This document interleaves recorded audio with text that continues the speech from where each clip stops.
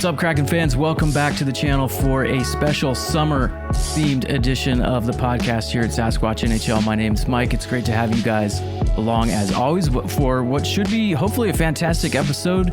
Just a ton of topics to cover here today. And joining me once again as we get deeper into the sizzling summer here in the Pacific Northwest, the wonderful Mr. Rick Judd. Rick, what's up? Have you been applying your sunscreen?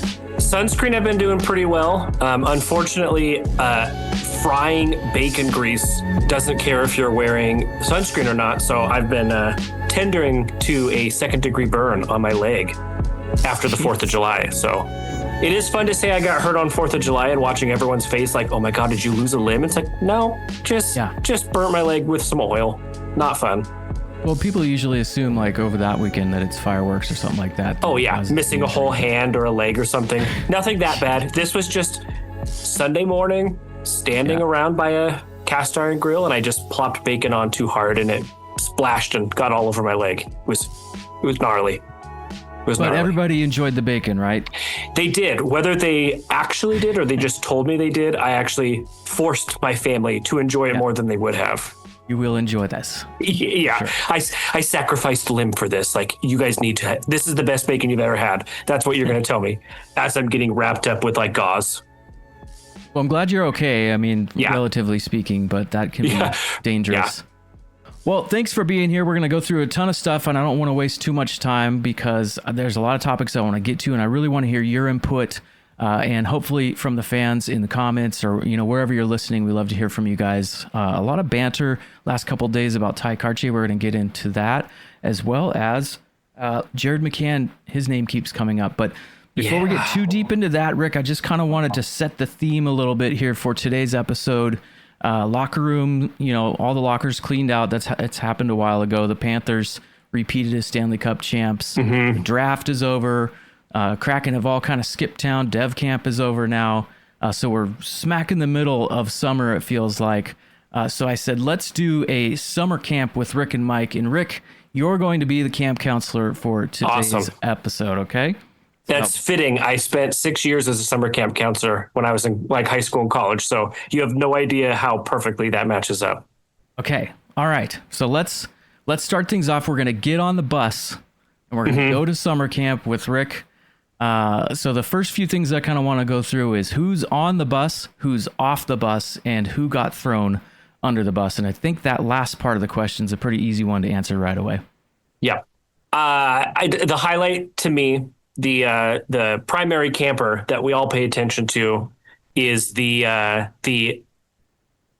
subtraction of Burakovsky in what ultimately was really just a salary dump move, since they've already bought out Joe Veleno's contract for minuscule amount. It's under $1 million. I know for this year and next year. I think it's like 1.5 or something like that, 1.6 total over 2 years compared to what Burakovsky's AAV and his hit to the cap was. But that's, I would say, probably the biggest personnel and who's on the bus, who's off the bus for me. As someone who was a very big Burakovsky believer, wanted him to be the best skater on the ice, just too many things didn't click here. The health didn't stay. He had never really played 70, 80 games in a season anyways, but his health was deteriorating the way he was playing on the ice. He was not playing healthy. There were times when he looked confused. He couldn't find the puck. And the times when he was really clicking just didn't happen enough. So making a move like that where you really don't have to give up anything other than his salary, not even having to retain salary, huge. And at first you get Veleno and it's like, hey, that's a great fourth line dedicated center. But making the move to say, you know what, we're going to buy out the contract and we have a lot of roster space to work with, still an overall very, very big victory there. I would say the other big one to me is the Mason Marchment deal. I think that puts a lot of productivity out on the wing. I think he'll find the net more than Stevenson, but I really like the type of play that he has. And I think probably in our mid-6 range on our roster, but I think he's going to fit in really well. I like the Goudreau deal as well. Doesn't take a lot to get it. And it's that bottom six group that we've seen for the Kraken can really make or break how successful and how consistent that team is on the ice. If we have a good bottom six, that's where we really find the Kraken really find their success. And I think as a center, I think he's going to help with that. The most recent is the Ryan Lindgren deal, which I think out of every move we've made so far, that's kind of the head scratcher for a lot of people. But what I think he brings to the table, and he mentioned in his media availability and just the way he likes to play net front. And the Kraken do not play net front hardly at all. And when they do, it works, and then they just don't do it ever again. So I'm really excited to do it. Yeah, they say they're going to, and we have the bodies to do it. We have a guy that's like 6'10", 6'11". They're big. Get in front of the net, and we just don't play that way. So I'm hoping with new head coach, new camp director, with Lambert, with somebody like Lindgren, I'm hoping that starts to change that. Ryan Lindgren coming in definitely makes some additional questions for this roster. A name getting tossed out there for that is maybe Alexiak doesn't make it to camp. He's on the bus for now, but maybe he gets dropped off somewhere, or his parents signed him up for a different camp. Or he was supposed to transfer buses and he missed his transfer or something like that. Because it definitely, this group of six, those three pairings, Lindgren and Alexiak are not on the roster together. Because then that makes the Josh Mahura extension make no sense. It makes the Cale Fleury extension make no sense. So I think signing Lindgren as your kind of tentpole free agent signing, really the only free agent signing we've had, probably means somebody's moving. It's not going to be Larson. I don't think he just signed his extension. All signs point to that. It's Alexiak. Definitely agree with you on that. We've kind of thought that one over a little while now, different scenarios. I thought it might happen in a trade at the draft, or going back before that, maybe at the deadline, and just hasn't happened yet. I think it probably will eventually happen, unless there's, some sort of really deep commitment between the two sides and he wants to be back. I don't know. I don't think it fits into the longer term plan and vision overall, but this has been great so far. Some players on the bus, some players definitely off the bus. Let's talk about who got thrown under the bus a little bit. Dan Bylsma fired after one season. Yeah. I was very indifferent, and I leaning towards the disappointed in that move. I like the way Disco Dan ran things. You look at a season that obviously overall was kind of a disappointment. You wanted a change of direction. You wanted the pivot with a new coach, and you wanted to see growth, which necessarily wasn't there quite how you wanted. The front office wanted it. But letting go of a coach 1 year where really you had four guys that new leadership got to choose, one free agent class signing, and to let him go felt like that was probably always the plan. It was a transitional coach, whether he knew that or not. But it just didn't feel right. One of the things I really liked about this team last year, despite overall not performing well, despite still continuing to have some of the same struggles, they came back a lot. And they would be down 1, 2, if not more goals. And it was like at least 6 or 7. I think somewhere in that high single digit times, they were coming back from multiple goals and either winning the game or going into overtime.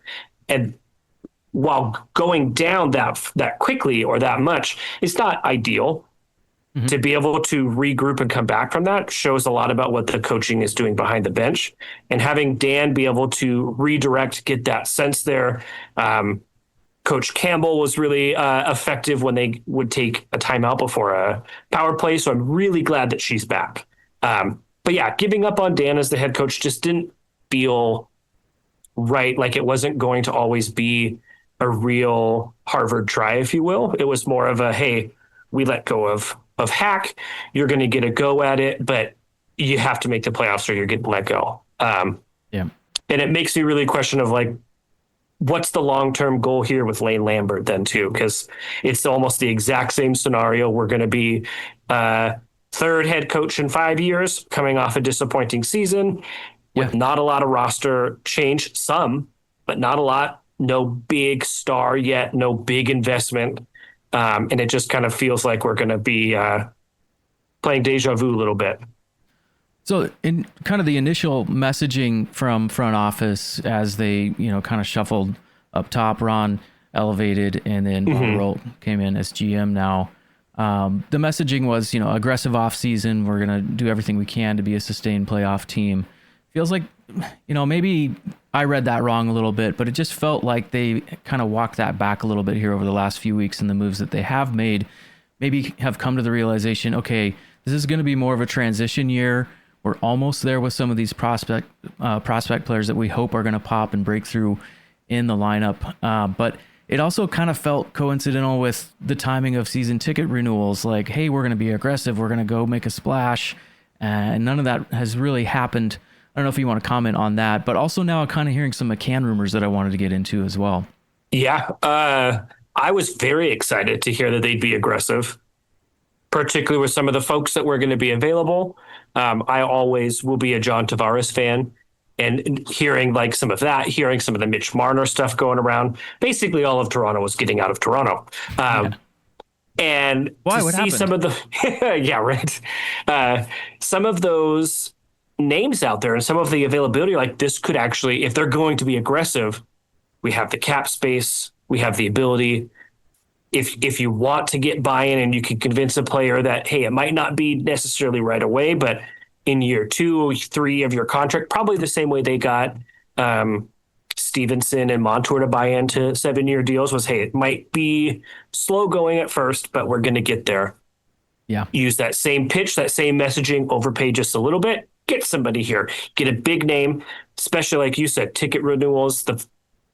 I know that they had very disappointing renewal rates at the 3-year mark. You got to get somebody on the ice that's going to get people to come in. So it's like, This is all lining up. This is another renewal year coming up. Like this is the time to strike. And then they didn't.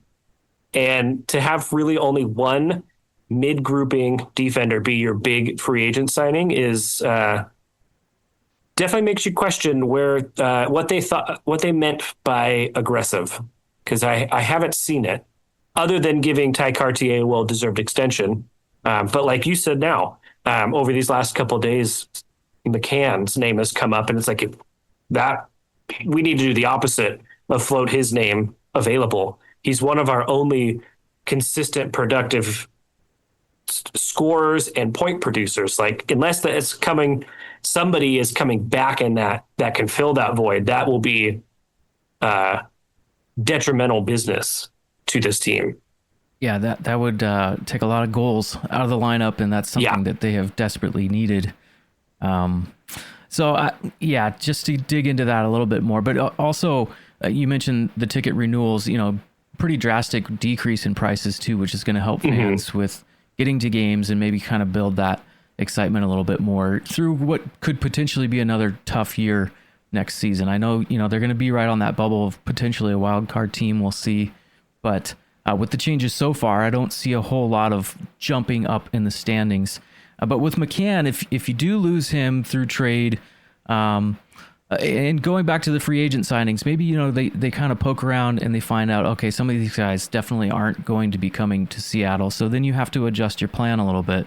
And I kind of suggested this on Twitter, I think it was last night, that, some of these guys potentially, it's not like they want out, but maybe they want a higher ceiling at where they're at in their career. So Bjorkstrand, Yanni Gourde, good examples there of guys that kind of deserve that shot at the playoffs. And maybe McCann's kind of getting to that point. Maybe he doesn't want to be invested for another 3, 4, 5 years on this build out.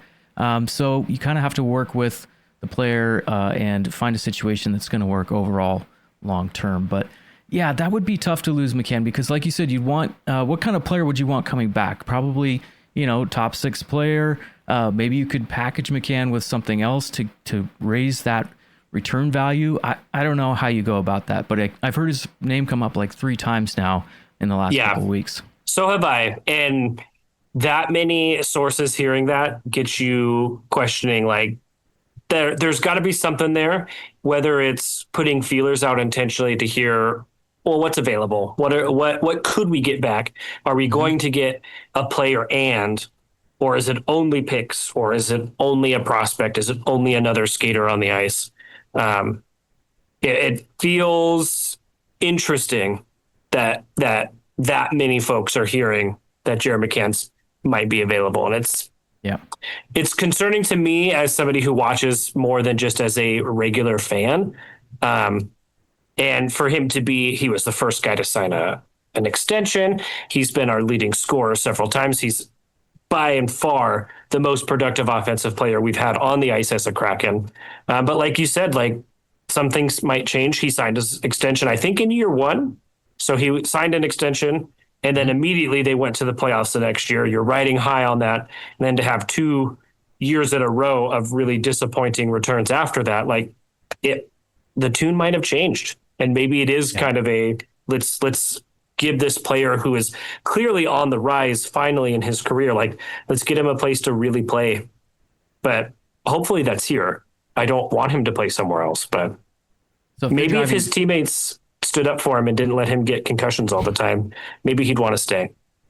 Well, and that kind of goes back to that grit factor and just, the discipline, and we're going to get into a little bit of that here later in the podcast, talking about just kind of team culture and where they're taking this thing. But it's definitely something that has come up. I feel like Botterill's trying to address this a little bit, adding that grit. Marchment coming in, that can be a big addition. I know that Yanni was kind of that, yapping Yanni, we always call him here in the family, but he's not the biggest guy in the world. He's not going to really be intimidating other players to back off from some of your prospects or guys like Jared McCann. So having that presence on the ice, I'm really curious to see how this partnership's going to work out with Marchment. Hopefully he sticks around and it works out, but also potentially you could flip him at the trade deadline. So good flexibility there, bringing in Marchment. I think people are going to love the way he plays the game if they're not super familiar.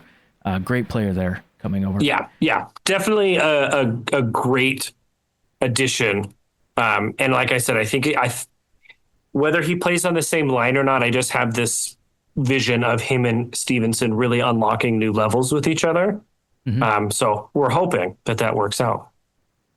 Another couple here. These are more on the administrative side. Tambellini has gone on to go join the Tampa Bay Lightning, and that's a big loss in prospect development and just the vision for how you're building your team at the lower levels all the way to the top. So it's tough to lose that. We'll see how that works out, but maybe thoughts on Tambellini departing. Yeah, I mean, since day one, this team's calling card has been prospect identification and development. That's Ron Francis did it super well when he was in the GM role. They did it again this year with the drafting of Jake O'Brien. Identifying that talent and building that pipeline has not really ever been something the Kraken have struggled with. It helps when you start as a franchise and you get a lot of leniency and identifying some of those young players. You get really good draft picks early on. Maybe you're not super great and you build a bunch of draft picks like they did in those first couple years. So to have somebody that high in the player development get to move on, great for him. He has all of the resume to support and be able to say he deserves that role, which is really, really great. It's just a bummer for what he leaves behind. But it does sound like Ron is still involved in some of that identification process and some of the player development aspects, which is probably a good thing, as that department's kind of getting a little bit more turnover than they've had. But as long as they continue to draft well, keep that juniors prospect pool really strong, hopefully there are people who are under him that are going to be able to learn that system, learn the style of what they want here. And ultimately you don't see much of a change or a real gap now that he's gone. And then you hope that Tampa Bay doesn't get to see the benefits of his skill as much as he was here. At least it's opposite conference though. So yeah, that is true. So we only really see them when we're all like year after year after year after year playing for the Stanley Cup. Yeah, for the Stanley Cup this next spring, right? We'll face Tampa Bay. Yeah, totally. Okay, one other one, and And this one, I thought this one would be talked about a little bit more. In fact, I just met up with Jim to do the mini cup exchange for the prediction game that we play. Oh, yes. So Jim was also like, why isn't anybody really talking about this a little bit more? So this person was moved off of the bus, kind of onto another bus, I suppose. Mr. Tim Leiweke, who was the CEO of Oakview Group, was accused of bid rigging for the arena that was built at the University of Texas in 2018, and accused of colluding with a competitor on basically bid rigging, and got caught. It's kind of dirty business, and so a little bit of a slap on the wrist. He had to step down as CEO, $15 million fine. I believe he is now still remains on the board of directors for Oakview Group, but this is kind of a bad look, right? Overall, it is, especially when the Oakview Group was like the huge reason of why they renovated Key Arena into Climate Pledge, and they didn't go with Chris Hansen, the very popular Seattle figure of wanting the Soto Stadium. Like the Oakview Group is the whole reason why we still have a renovated Climate Pledge. Now, I was a whole lot more concerned when I first read these articles because I thought it was Todd, not Tim. And when I first saw the headline, I was like, uh-oh. Yeah. If it like it's a bad thing no matter what. Like that's a bad practice, especially for how much, like you look at Oakview's group, a lot of us only know them because they are who ran and who managed the renovation process. Their fingers are everywhere. Oh yeah. Like that company does really well with professional and commercial development and all of the process of what they did here for Climate Pledge, they do all over the country. That's a big deal for them to get hit with that. And Tim has, the Leiweke family has a lot of history in Seattle with the Sonics, with the Seahawks, with the Kraken now. But yeah, I was very, very, very worried at first when I read it because I just saw the T Leiweke and freaked me out because that would have had major ramifications for the team. But it's still a Leiweke, it's still Oakview. With how much people were paying attention to the process, it doesn't feel super great that the company that won out has this under their belt now. Like you start to look in hindsight. I love Climate Pledge. I love the arena. Like it's amazing. It's beautiful. It takes my breath away every time I walk in, but it makes you wonder now of like how much of that was going on with this deal and what would have a Soto arena looked like. What if Chris Hansen did what he wanted to do and make everybody up here happy? So it definitely brings up some questions.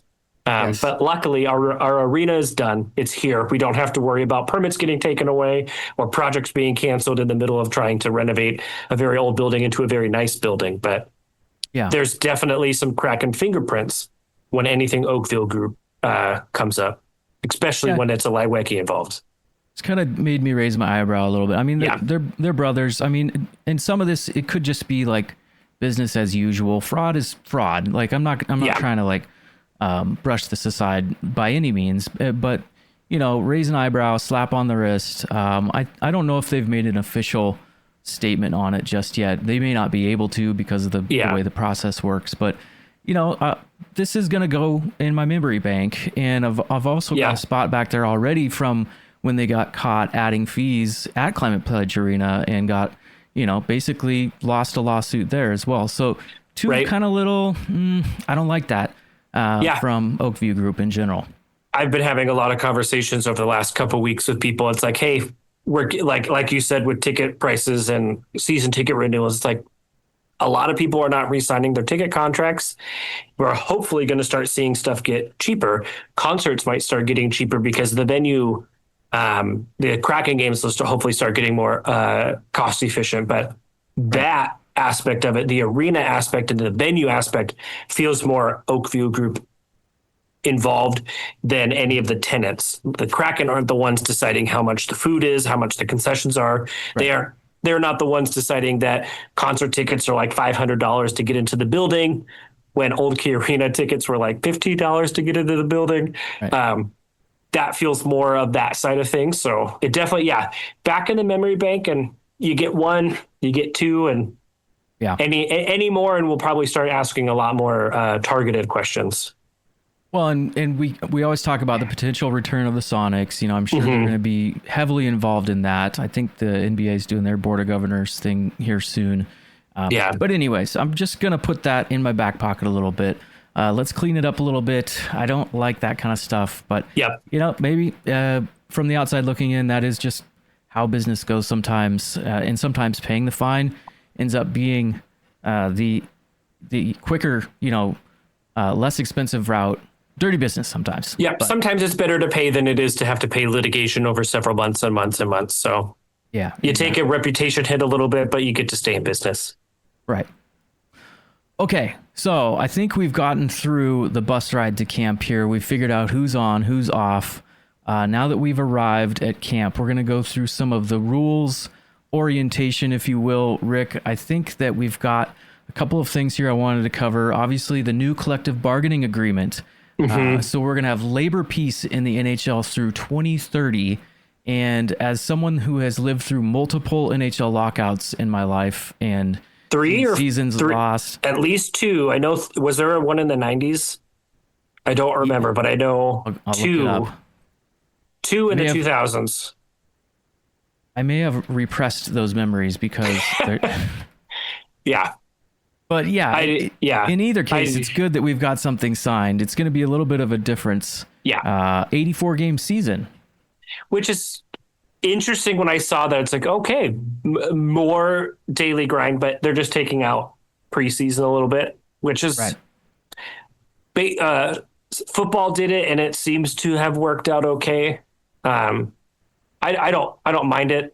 From a fan perspective, preseason's always easier financially to go watch. So taking away those to bring out the full wallet hurts a little bit, but your neon light turned on. I just realized I got really washed out up front here. So I was trying to, maybe I'll go open the blinds over here.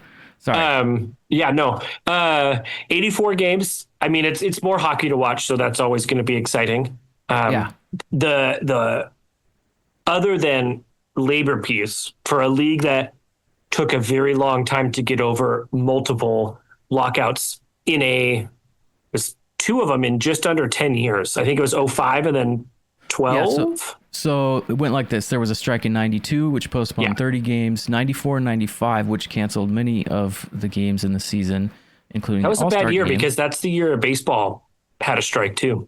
Yeah, that's right. So it shortened that season to 48 games per team, no interconference. Then the one that most people remember, 2004-2005, which canceled all of the games. And then they had the 2012-2013 lockout where it was, again, shortened season, 48 games. So, it's good to not see one for quite a while here. The piece that really intrigues me the most is the cancellation and the annulment of any of those paper transactions. This is the last day of the AHL season. Anybody who can play in the AHL playoffs needs to be on roster today. Even though those guys get moved, they get reassigned down, but they don't even clean out their locker. They're on the team plane still going on the road trip, and they just spend the afternoon on the AHL roster, and then the next available time they're back up. We won't be able to do any of that anymore. They're finally starting to see whether you call it cap manipulation or roster manipulation for this case, but playoff cap compliance, the no paper transactions, and now players will have to play at least a game in the AHL if they get reassigned, is going to be very big because the Kraken were one of those teams that utilized a paper transaction for the AHL and roster manipulation, some salary finagling of, hey, we need 2 days worth of extra salary, so this guy's going down. We aren't playing for 3 days, so it works out just fine. There's not as much flexibility with that, which is probably for the best business practice-wise. It's going to really start to come into play when we get to like trade season, where a certain somebody on a certain team in the desert tends to get hurt every year when they want to acquire somebody. Won't be able to do that. You won't be able to do the he hasn't done it in a couple of years, but you won't be able to do the Nikita Kucherov, where you're hurt almost all year, and then you come in and you have like 30 points in the postseason. Yeah. WWE, was it Stone Cold, the guy that was in the wheelchair with the fake cast, and then he jumps out. I can't remember what wrestler that was. Was that Kevin Nash? It was either Stone Cold or it was Kevin Nash. Either way, that's the vision I have in my head every time this happens. Yes, or the Undertaker coming out of the the coffin. Like, yeah, so they're cutting back on that, which is a good thing for a fantasy, that they're actually starting to pay attention to some of these things that the teams have really gotten used to over the last several years. It might make for some very interesting roster compilations over the spring, maybe late winter. But it's for the better. It's going to even out the field. Teams are still going to find new ways to circumvent cap regulations or roster regulations, but they're at least putting a pin in this hole to where it closes one of those gaps, which I'm totally fine with, even though, like I said, the Kraken were very big on those paper transactions to get a guy to be able to play in the AHL playoffs, because the Firebirds go to the playoffs. And then when those young kids are done playing in the NHL, because the Kraken don't make the playoffs, they go down and they're eligible to play. So it'll be very interesting for the Cale Fleury's, the Ty Cartiers, maybe your Shane Wright. I don't know if he's going to get as much of that anymore, but he used to. Hopefully not. Yeah. The Yanni Newmans, some of your younger guys that probably would have been an option, is probably realistically not going to be an option anymore, which is good for them as a player, because now they're going to continue to get their NHL pay instead of their, I've played in the NHL, but I'm in the AHL, lower pay. Now there are some interesting wrinkles to the paper transactions rules. So I don't know how far in depth we want to get into it. And I think there was still some clarifications going on with the language that was agreed upon. And I had a couple of interactions on Twitter with Deep Sea Hockey with Sound of Hockey's group. And there was another individual that was really knowledgeable with the cap. I'll have to send you that follow. But they were trying to basically talk us through some of the nuances and how it will or will not apply, and it will not apply on trade deadline day, apparently. So there's some interesting wrinkles there, and we can sort that out maybe in the show notes. But so let's read that a little bit closer, but it is going to be a big change. And I know the Kraken weren't obviously the worst team that abused that, but there were some teams that were definitely, I think Carolina was at the top of the list as far as the paper transactions. So there's a few that when you think of like cap manipulation and roster manipulation, there are a few teams that definitely come to mind first. I don't want to say them, but I think we all know them. There's a few notable ones that have had success recently or in back-to-back years on opposite sides of the country. So you do it works well, and then the league finds out, and you have to change your strategy a little bit. Okay, so we've got the full schedule release coming Wednesday, which depending on I think we might release this podcast on Wednesday, so we'll see if that works out. But July 16th, 1 p.m. Eastern time. Any games that you're going to circle on the calendar for the Kraken this season, Rick? It's going to be interesting. This will be my first year with zero media commitment to the team. I started last year and ended up dropping out in November. So I got to do the first couple months, but this will be my first year where every single game I go to is completely as a fan. So giveaway games are always going to be high on my list, because you want to go and then get something with it. Oh, they always do an amazing job on the bobbleheads, on everything. They do. Their staff that work on that is just outstanding. I follow a few of them on Twitter. You get to see some of their like journey and the stuff they can share before stuff comes out. Like, they do such a great job. Like, that fan engagement team is outstanding. So I'm really looking forward to at least a bobblehead game. I really like the community nights, like, a lot. I'll try and go to at least one or two of those, I hope. And then you always have to think you're either going to go to a Canucks game because of the rivalry or the Avalanche game because of the rivalry. So avoiding Vegas because I don't believe in that rivalry that the league wants to push. I want to believe in the real rivalries, or like the Battle of the Deep where the Sharks and the Kraken play. Like, there's some of those that are always ones that I want to look for. But I will probably try to go to at least a bobblehead game or a cool giveaway. And then at least one of an Avalanche or Canucks game as well. I always try to go to the games when they play the Oilers. I don't know why. It seems like the crowd gets a little extra ramped up. Maybe it's because there's more Oilers fans that show up than normal. and they're kind of obnoxious sometimes. But it is always just really good to see McDavid. Yes, that's exactly where I was going. Draisaitl, McDavid. I love hockey, so I mean, I don't love the Oilers, but I love hockey. So it's watching those guys is very much up there for me. But yeah, Sharks, it's special, definitely. Yep. Yeah. And I like to get a couple of the like interconference games in, like if Sidney Crosby or whoever's coming through.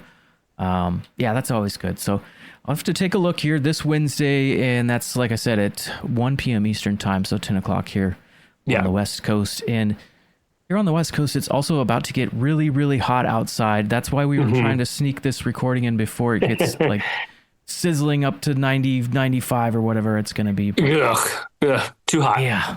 Yes. I don't mind it. I mean, I grew up kind of on the east side of the mountains, so I'm used to hot weather, but it's a little more humid over here. So I can't complain at all, to be honest with you. I'm just glad I'm not in like 100 degrees and, 100% humidity. That's no fun. Yeah. That sounds like a nightmare. That sounds like my worst nightmare. The good thing about the warm weather is it kind of loosens up your joints and muscles and stuff. So it does. It also makes the beverages taste a whole lot better. Yes. Okay, so we're at camp. We've got our rules. We've kind of gone through the orientation with the new collective bargaining agreement. Let's get our bunkhouse assignments in order and kind of go through maybe some camp activities, all right? I kind of wanted to talk about assignments, right? So a lot of the culture shift that they're talking about, we're going to have kind of a new emphasis and focus on accountability and discipline for the Kraken, kind of that return to defensive structure that Lane Lambert is hopefully going to instill. A lot of this feels like, kind of lip service, new coach speak, but I do think that they really want to get there because that's their best route for success at where they're at with the roster. I just don't know how they do it. I think they've got to be better defensively, though, and give their goaltenders help. If that hasn't been the calling card of this franchise since day one, it's like the sliders that you see on the memes where there are the three categories and they can never all be up at the same time. And whenever you move one, another one goes down. We just can't ever have good scoring, good defense, and good goaltending. And the times that we've had great goaltending, our defense has been lousy or our offense decides not to show up. But yeah, I wholly agree that if our back line, our blue liners can start well, that's going to help every other facet of this team, especially when you have offensive defensemen like Dunn and Montour. Like if they get involved, if they play good, or you pair bunk assignments, if you pair those two with some more defensive focused blue liners, that balance of an offense and defensive minded pairing could work really, really well. So I'm excited for that. It's going to be very interesting, like we said, with the addition of Lindgren. How those 6 spots are going to work is going to be so interesting. I think the Cale Fleury addition or bringing him back with that extension, he's going to be either the healthy scratch or the frequent flyer, getting all those miles. I don't think that's going to change, but Mahura played so well as the third pairing after we shipped out Borgman last year that he got his extension in, and then you immediately signed somebody else. It's like, okay, well, either he just signed on an extension to his contract to sit the bench, or somebody's moving, because he did really well on the third line. I think he and Riker hold that spot really well. It's just a matter of how those top four work. And is Alexiak going to stay and you keep all of them, and then Alexiak jumps down to third pairing? Or does Lindgren go from playing 19 minutes a game average on his ice time the last couple years down to a third pairing? Because I don't think you're touching the Dunn Larson pairing. That works out super well right now. And Montour works really well on that second line. So it's just a matter of who's going to play next to Montour. And then you pretty much have a shelled out third line. So my big question mark is that whole defensive unit of how that's going to play out. I think as you look at the forwards, I am not overly worried about our centers. We have more of an organizational logjam down the middle, less so right now, but I think that's a pretty set position with Stevenson, with Beniers, with Wright. You put Goudreau in as that fourth line center. I think that's a good group down the center. Wings, I think we're going to be okay, but I think our bottom six, our fourth line specifically, is either we don't know who they are yet because we're going to make some fringe roster or nobody real big names appear, Edmond Belmar type of move where they'll put in minutes, they'll play there, and maybe they do well. But it's somebody we don't know right now on that fourth line, or it's going to be real young. And there's not going to be a lot of experience down there, which is concerning to me because the fourth line and those bottom six groupings are where we've seen the key to our success in the past. Full depth scoring, consistency on the fourth line. I will always go back to that playoff series against Colorado, where multiple times we put our third line out against Colorado's top premier first line with superstars. And our third line was outplaying them. And depending on how they fill this roster out right now, I don't know if we're going to be able to really have really quality meat on the bone after those top six. Yeah, it's kind of hard to say overall. Yeah. And also, I think a lot of it has to do with how Lambert wants to play. Are you going to be emphasizing puck retrievals? That's going to affect your setup defensively. What's your structure? How are you going to play passive? Like they played a little more passive, I thought, at times under Hackstall, more so than they did under Bylsma. So that kind of tailors into how do you want to approach the penalty kill, which I think is a huge. We're going to talk about that in a second here, but I completely agree. I think the bottom six overall has to be better. Cartier, a guy that now has a 2-year extension. I didn't really love how he played last season. He was kind of all over the place. He finished well towards the end of the season. I kind of had an exchange with a friend over on Twitter about this as well. And it's not me not liking Cartier as a person or anything like that. It's just, it is time to expect more from these role players. If you're going to be in the bottom six, as a forward, a lot of the defensive coverage mistakes happen in that area. And puck support, getting into the breakouts from your defensive zone, supporting your defenders with the puck, keeping your head on a swivel so you're not losing a man down the middle. These things are very important.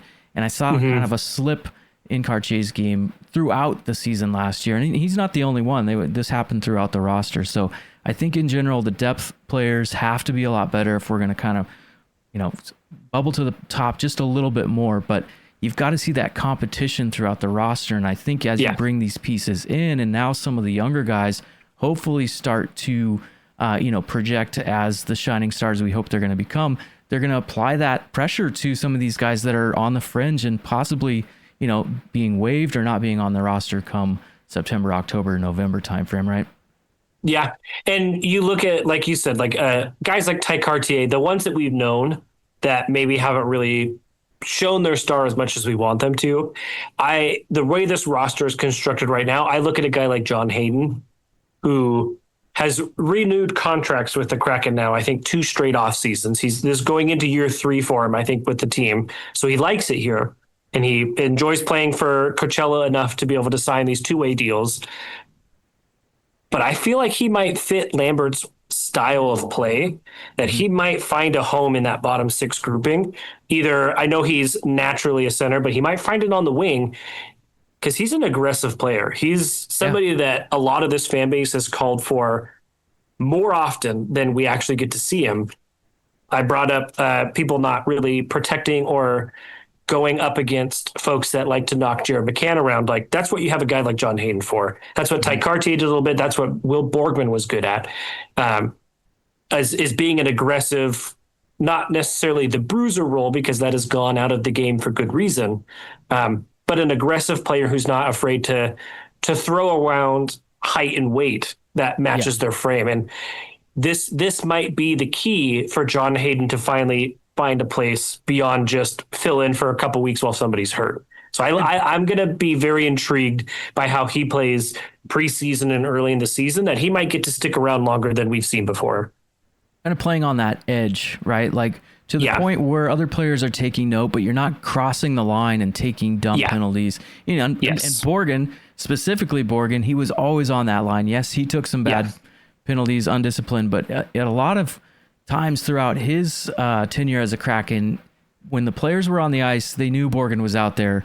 And Borgatron was going to bring it, and he was going to take you into the corner, and he was going to make you remember who ran into you. So I think that when you describe some of the characteristics of Lane Lambert, hard-nosed, you know, no-nonsense approach, structure, you know, kind of a focus on defensive hockey, it's going to be very important for guys like Ty Karchi to kind of make their mark early in camp. Or like you said, they might end up on the outside kind of looking in here. But I do think, and I kind of want to drill into this a little bit more, the penalty kill for me, and just kind of breaking down the numbers just a little bit, which I don't usually do a whole lot because I'm busy with, you know, other stuff. But this one really kind of stuck out to me as far as the Kraken. They didn't take too many penalties.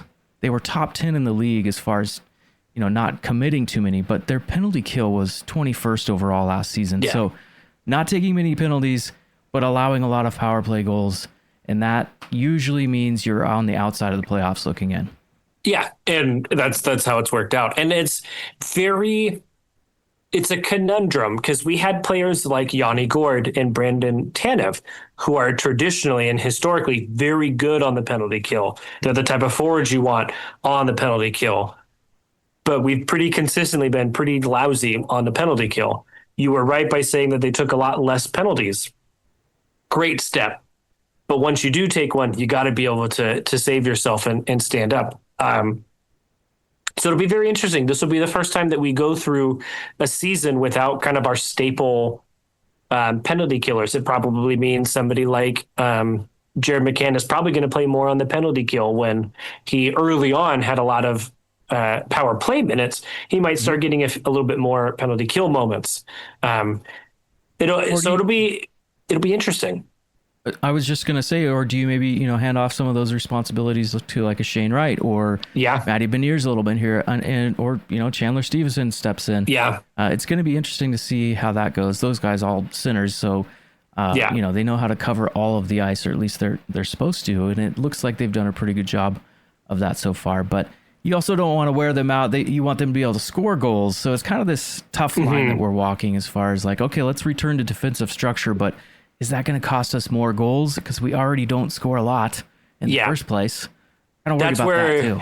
You kind of look at that because Shane Wright's got the intuition and like the hockey IQ to know where to be to score. He had a breakout season this last year, the one that we all really wanted him to have. And I will always ring the bell for Shane Wright, particularly the game against Florida that Montour scored his hat trick. You look at highlights of that and the goals that we scored. I think we ended up scoring like 6 or 7 that game, in addition to Brandon's hat trick. On at least 2 of the goals, the player that scores, Shane Wright, was right there next to him. If they wouldn't have been there, or if they would have missed the puck, Shane's putting it in the back. He knows where to be and when to be there.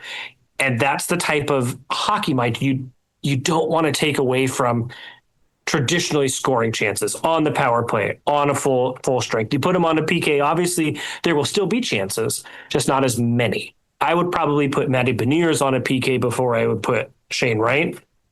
Stevenson is also a very good defensive player, but when you look at how he played on the power play for the team, he was obviously didn't find the net all that much himself, but he distributes the puck outstandingly. And he was by far our biggest contributor to scoring goals on the power play. So it's like, you can't, it's very, very tough. I don't envy the choices that our coaching group has to make on who's going to be on which unit, because like you said, it's you put your guys that you know you can count on there, but some of those guys are also the ones who want to have scoring, and you can't put them out on both units because then by the time you get to even strength, they're worn out. So it's very, very tough. And that's why you and I do what we do, and the coaches get to make those decisions. Yes. And who knows, you may end up with a surprise at training camp, and somebody makes the roster that you weren't expecting, or vice versa. It's all up in the air until we get there this fall, and lots of time in between there. So, but yes, I'm really curious to see how this all goes down for the Kraken as far as kind of their depth, the bottom six.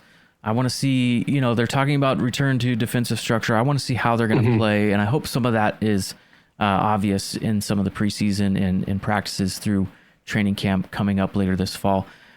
Rick, I think let's now go around the campfire here. We're going to kind of sit down where, as your camp counselor has shared a lot of great thoughts and insights here at Rick and Mike's Kraken Summer Camp so far. I just wanted to go a little bit deeper into kind of the conflict of internal conflict of being a fan, but also wanting to provide critique, right? Like honest critique. Yeah. And, things like the Chandler Stevenson contract. I've gone back and forth on this so many times. Like, I didn't love the term. It's a long term. I didn't love the contract at first.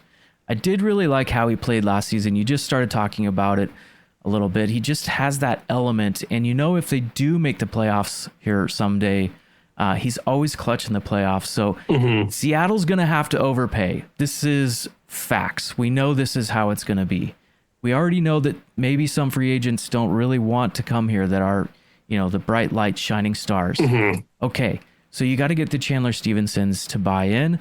The term I didn't love. The number now is going to be okay, especially as the cap inflates through time. So I know we've gone back and forth on this many, many times, but Chandler Stevenson, just kind of this conflicted feeling of like, I really want to root for him, but I also want to critique their performance. Same thing with the Cartier comments. It's just tough as a fan, but got to stop and smell the roses sometimes too, right?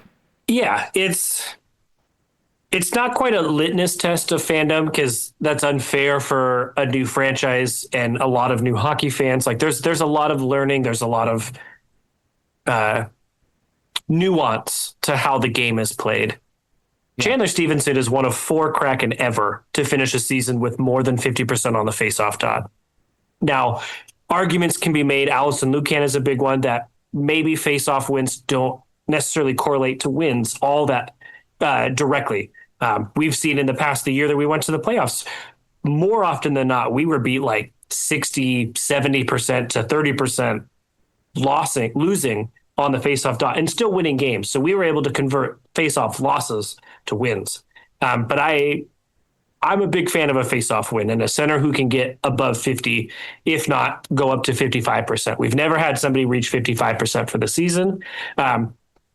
So it's one of those, it's like Chandler Stevenson, you give all that money to, it's maybe not superstar money, but on a team like this, that's money you give to somebody that you expect to be upfront superstar level for this team. As it turns out too, like we're not pressed up against the cap right now. Like we're okay, even with that Stevenson contract. So, and it's and you look at the Boston guy that just went to Florida. Brad Marchment. Yeah, just signed a wild contract at like 150 years old. Like he's not. I think he's like 35. I think he's my age, but like he's old. And they signed like a 7-year deal. He's signed until he's in his like early 40s, which is wild. Obviously, he's not playing out the entirety of that, and there's going to be some weird thing about how that changes. But as soon as they signed that, I was like, you know what? I'll take 7 for Stevenson and Montour. I'm okay with that. At least Stevenson's a whole like 6-7 years younger than what Brad Marchment is right now. Well, but yeah, wait for the sticker shock on that McDavid extension when that eventually happens. Oh gosh, or sticker shock is just going to keep happening. Marner got 12 for his AAV, I think, in the sign and trade to Vegas, which I'm not looking forward to that at all. I wanted him here, so that makes him going to Vegas hurt even more. But 8 years, $96 million, God. 12 million AAV. Nuts. Even the Matty Beniers contract extension, like when he signed that, I was like, you kind of shake your head. You will wonder if or then, but we also signed it before caps went up. So all of his classmates from the draft, they're probably going to start getting theirs the next couple of years, and it's going to be so much more because of where the cap is. And that deal regardless of how Matty Beniers either eclipses everyone's expectation or stays kind of on his route of progression now, it's going to ultimately come out to be a really great deal because of when they signed it. And I feel like that's going to be where we overall look at Stevenson. He's probably, in the grand scheme, years from now, probably not going to play at the level that you want from somebody making $7+ a year. But I think it's going to ultimately be okay when you look back in retrospect of where people are good, the type of players that are going to be making 7, 8, 9 million in the future are going to be players that maybe aren't what Stevenson's doing right now. They're going to be one-trick ponies that are going to take advantage of the opportunity of where the cap is, of where the value in the league is at that time. You might get somebody who is even less of a goal scorer than Stevenson, but plays really well and distributes the puck well. But at least we're getting points and face-off wins from Stevenson now, instead of paying 11 in a couple years for somebody like Stevenson. So it's one of those tricky parts where it ends up in the Twitter sphere, if you will, becoming contentious a little bit, because some people want to overanalyze. Some people are really diehard to like, this is how the game has always been played and this is how it always is. And there's other people like, hey, my team just started 4 years ago and I'm just having a really great time. And there's a balance there. And that's the joy of what this game is everybody gets to come together and we're all experiencing it at the same time. Our team loses all the time. So we just need to all be happy with each other. I feel like I've become a little bit more of a critic in the last, 6 months or so with the stuff I post, or at least maybe the response I get sometimes. And I'm usually doing it from a good place. I'm not over here I'm not really trying to troll anybody. I just share what I'm thinking and my kind of initial reaction to things, like the Ty Cartier thing. When I saw the extension, I was like, I love Cartier. I just want to see more from him. I want to see him step up to that next level. I want to see him be successful and propel those lines on the bottom six, instead of being, kind of pulled along and demoted and scratched and things like that. So I want the best for him. And we saw so many good things from him in the playoffs when he stepped in when McCann got injured. That was like, this is what we can see from him. To then go from that, then within a relative 18 months time, be a virtually non-existent stat contributor is rough. Yeah. Well, but he's a great player. I feel like he got unfairly leaned on. I think it was this season that Hackstall ultimately ended up getting fired. He got leaned on very heavily towards the beginning of that season. Like, he was playing top 6 minutes at times, and I was just like, what? Yes. This he was the great, we need somebody to fill in on the second line, or power play unit 2. Go. It's like that made me nervous though, because I'm like, this is a young guy that I don't see as a typical top 6 player. Yeah, and he was being leaned on very heavily. That can stunt your development a little bit. The pressure, all those things that go with it. So I don't know. We'll see if he can kind of regroup. And with Stevenson, I'm okay with him being okay through the duration of this. Just okay. As long as it doesn't mean that the Kraken are just okay, if that makes sense. I don't want to kind of get stuck in this mediocrity and be okay with it.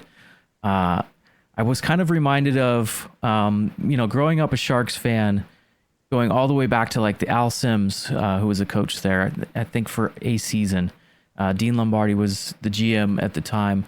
And I may be telling this wrong, so if there's a Sharks fan out there that remembers it better, please correct me. But at one point, I'm pretty sure it was Al Sims asked the crowd in San Jose, hey, you need to be a little tougher on this team. You need to boo them every once in a while.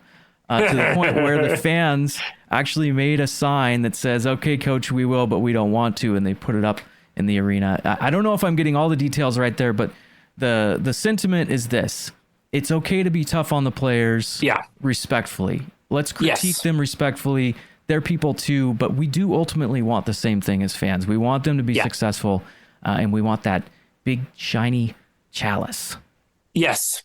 The greatest trophy in all of sports is the Stanley Cup. Is that for a reason, and we all want it. We've seen people around us get it. We saw a team that started right before us get it. It feels like we need to be in contention for it. It feels like we've had enough time that it should be our turn, and we just want to see it. and it's difficult to see big moves being made by everyone around you. Yeah. And I don't think the Pacific Division is the best division, but it's a tough division. And you get to see the Oilers right there, Vegas Golden Knights right there, and kind of these up and coming prospects with San Jose. Anaheim's making a push now, so kind of feels like we got to keep up a little bit. And I don't know. We'll see how it goes. All right, so that kind of completes our chat around the campfire. And naturally, Rick, you can't do any campfire or summer camp without s'mores, correct? It's the best part. I have done several of them this summer, and my son refuses to sit by a campfire unless there are s'mores. So, yes. Mandatory at this camp. All right, and s'mores bring smiles to everyone's faces, and I think that the decentralized draft, for how ridiculous it went, initially brought smiles to people's faces, but after about 4 hours of it, I don't think there was a lot of people smiling. Yeah. I really enjoyed before they decentralized it. I loved that the kids and their families were in the arena, like sitting up in the stands. They'd call them down. It felt like Price is Right. And it gave us one of the best things of all time, which was Shane Wright's stare down of the Montreal crew after slipping, which then ultimately led to him scoring his first goal. I think it was his first against Montreal in an NHL game. Like, beautiful build up. Like, that's like Scorsese-esque. Yeah, I love it in person. That's what makes the NFL draft so cool for that first round. That's all of these things. It's always that the players are there. You get to see them go through this life-changing moment. And a decentralized one makes sense because you don't have to, as a league, pay for everybody to be there. But it's less entertaining. It's more of a, I can skip this and just read about it. And if you want people to watch it, you want to see them all be in person, getting to this news of their life drastically changing. Yeah, and I understand, you bring in the celebrities and you kind of make it a big, extra show, but I feel like the production wasn't in line with exactly how they wanted it to go down. I'm not really sure. It was very awkward at times. Yeah. They had connection issues with the Zoom calls. All that stuff happened, and it's just, I thought it was kind of disappointing. It took too long from my perspective. Yeah. But you know what? We're going to get part due, Rick, because they just voted to do it again. So any thoughts on redoing it this way? Somebody in the business marketing aspect of it did a cost analysis of what it costs to send an entire crew from each team to someplace, and what the benefit of the city that hosts, how much time you spend on thanking the city for hosting us here. I always think back to the Montreal one, where everyone tried their hardest to somewhat convincingly speak in French to say thank you, and it was always terrible, but it was endearing. You're in Montreal, you try. You don't get that anymore. And it feels like a more business decision than it does an entertainment decision. Because if it was an entertainment thing of wanting to watch it, you'd go back to not decentralized. But decentralized screams cost saving, business decision. We don't want to trek 32 different cohorts of people going into a centralized place. It's also less on the production side. It's whatever it is. It feels like a cheap cost saving decision that for a multi-billion dollar league, the least they could do is put some production value into stuff. It just feels like they can't get out of their way a lot of times. I had a kind of conspiracy theory going during the draft that they were intentionally doing it so bad that it would create a buzz online, which it did, and everybody would talk about it, thus making you want to tune in to see how bad it was. And that way, you get more ad revenue and things like that. But I now love a good conspiracy theory. Yeah, now they've doubled down, so I'm not sure that I wanted that to be the case. I think they can improve it. I think the production will kind of adjust. The connection issues and things like that for me are that's kind of embarrassing, when you're a professional league. It happens, I get it, but I feel like you should have had, kind of mitigated that risk a little bit up front. But it happens. So especially during live productions, It's tough. Well, and there's a reason why stuff like that doesn't happen at the NFL draft, or these ones that do a centralized draft, is because they've done 6 or 7 dry runs to make sure that all of those aspects work, rather than, hey, we're going to try it like this, and we don't know if it's going to work once the call starts, so let's all hope. Yeah.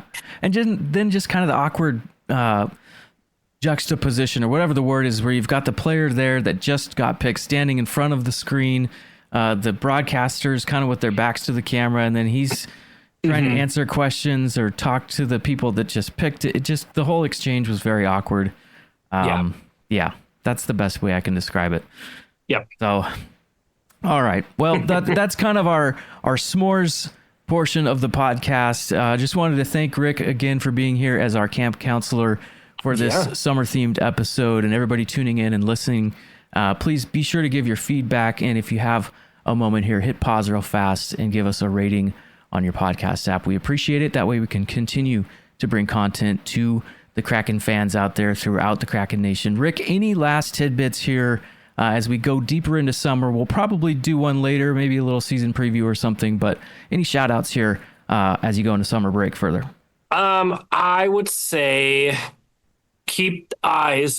We talked about the lack of aggressive offseason, but we're reaching the point here soon where we've got to do quite a bit of roster and organization depth. Keep your eyes out for a lot of these AHL talent or a lot of these Firebird specific contracts, but we've had success with signing some of these guys on these league minimum 2-way deals that end up doing really well. Kyler Yamamoto was one of those. Pierre-Edmond Bellemare was one of those, which some people will say wasn't successful, but I was a big fan. We're going to start seeing those come in droves where the Kraken social admin has to do like a new signing and it's like 4 deep. So there will be an exciting day coming up soon. We didn't even talk about Capo Caco, but that's because we know it's going to happen. I'm not even going to talk about it because I know it's going to happen. Yeah, I can't wait. It's well-deserved. It's just a matter of when and how much. But I'm very much looking forward to it. But yeah, I would say eventually we're going to have a busy Kraken admin welcome new signing day within the next month, because camp starts in 2 months. So it's got to be within the next month. Crazy how fast the offseason goes in the NHL. Yeah. But I say that every year, and I don't know, it might change with the 84 game season. I thought they were going to adjust the start date or something like that, but I don't know. We'll see what the final call on that is at some point. But anyhow. All right. Well, Rick, thank you very much again for being here on this episode, and thanks everybody for listening. That's going to do it for this summer edition podcast here at Sasquatch NHL. Thank you everybody for supporting, and let us know what you think over on Twitter or here in the podcast comments. And Rick, I hope you have a great night and a great rest of your summer. Yeah, you too. All right, see you everybody. Have a good one. Catch you again on another episode here at Sasquatch NHL.